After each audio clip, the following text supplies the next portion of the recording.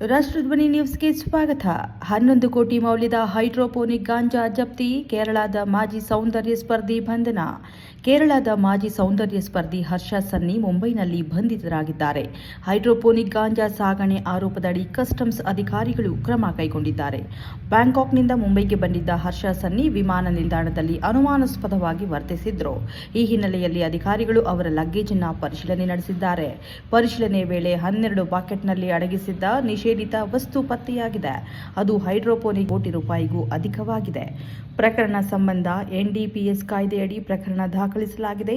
ಹರ್ಷ ಸನ್ನಿಯು ನ್ಯಾಯಾಲಯಕ್ಕೆ ಹಾಜರುಪಡಿಸಿದ್ದು ನ್ಯಾಯಾಂಗ ಬಂಧನಕ್ಕೆ ಒಪ್ಪಿಸಲಾಗಿದೆ. ಈ ಪ್ರಕರಣದ ಕುರಿತು ಅಧಿಕಾರಿಗಳು ಹೆಚ್ಚಿನ ತನಿಖೆ ಮುಂದುವರೆಸಿದ್ದಾರೆ. ಹರ್ಷ ಸನ್ನಿ 2025ರ ಮಿಸ್ ಕೇರಳ ಸೌಂದರ್ಯ ಸ್ಪರ್ಧೆಯಲ್ಲಿ ಸ್ಪರ್ಧಿಯಾಗಿ ಭಾಗವಹಿಸಿದ್ರು. ಕ್ಷಣ ಮಾಹಿತಿಗಾಗಿ ವೀಕ್ಷಿಸಿ ರಾಷ್ಟ್ರಧ್ವನಿ ನ್ಯೂಸ್ ಕನ್ನಡ.